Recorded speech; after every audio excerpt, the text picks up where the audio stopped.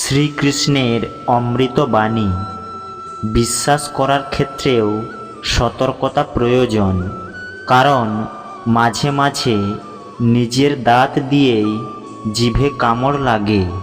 কেউ যদি আপনার বিশ্বাস ভঙ্গ করে তাকেও ধন্যবাদ জানান, কারণ তিনি আমাদের শেখান যে বিশ্বাস চিন্তা ভাবনা করে করা উচিত।